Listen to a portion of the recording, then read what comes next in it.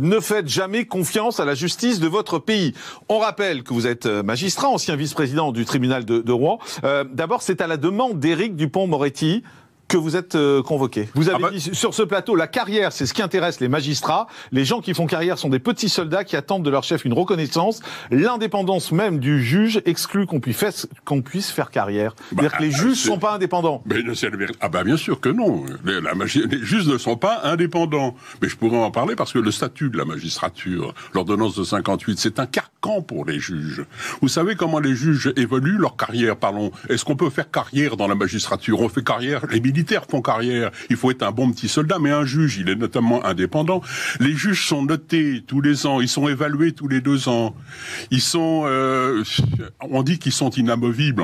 En fait, on se rend compte, et je sais pour le garde des Sceaux qu'il est intervenu dans le déplacement d'un juge à Monaco, là, récemment.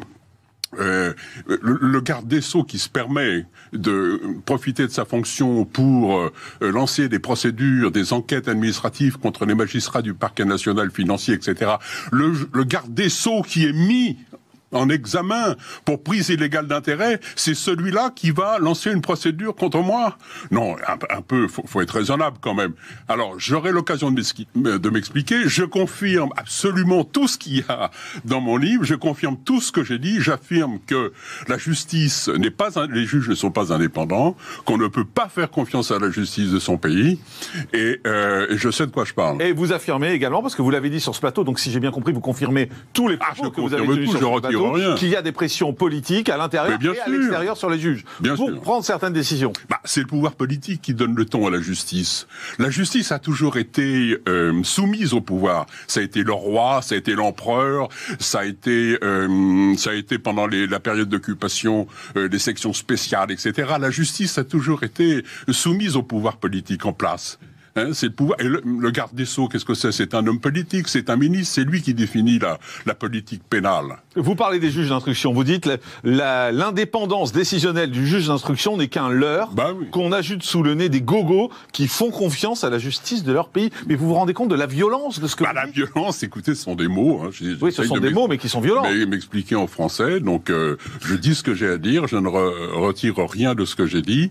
L'indépendance des juges d'instruction, c'est un leurre. Mais bien sûr, c'est un leurre.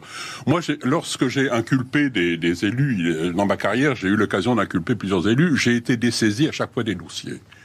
Dans le dernier dossier où j'ai inculpé un député, le procureur attendait de recevoir ses instructions par fax à l'époque du ministère pour savoir s'il devait poursuivre ou pas.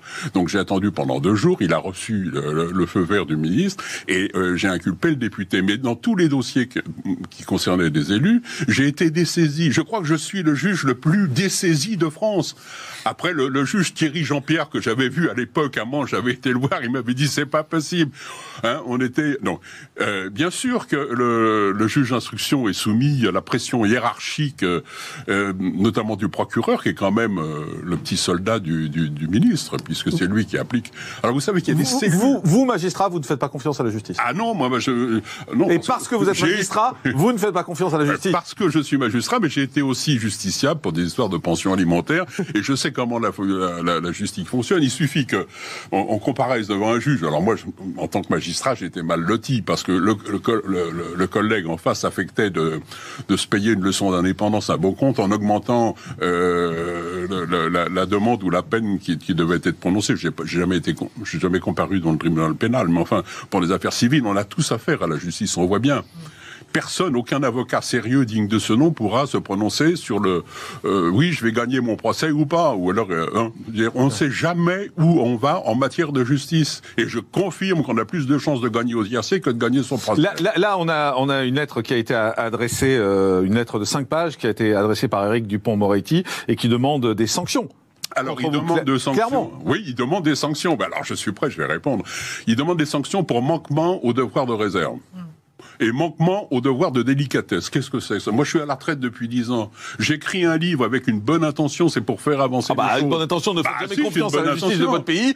Le titre est un peu provocateur, mais c'est pour faire bouger les choses. Moi, j'ai tous les propos que vous dites, les propos sont la vérité. Ça ne nous rassure pas sur la justice. Quand? Ça ne nous rassure pas sur la justice. Ça rassure pas, mais ça lui permet de se remettre en cause. Ça lui permet de réfléchir. Il faut qu'un jour, la justice qui s'immunise, qui se protège, on peut rien dire contre les juges, il va falloir qu'un jour, ils se regardent autre part que le nombril. Je veux dire qu'il faut se mettre en question. Les juges rendent la justice au nom du peuple français. Ils ne sont pas élus par le peuple français. Ils sont désignés par le président de la République. Vous aimeriez la méthode américaine? Ah non, mais j'aimerais... Où les juges sont élus? J'aimerais la méthode de 89, où les juges, les révolutionnaires, avaient prévu que les juges seraient élus. C'est Napoléon qui s'est arrogé le droit de nommer les juges. Et depuis, c'est le président de la République. Vous parlez d'indépendance ?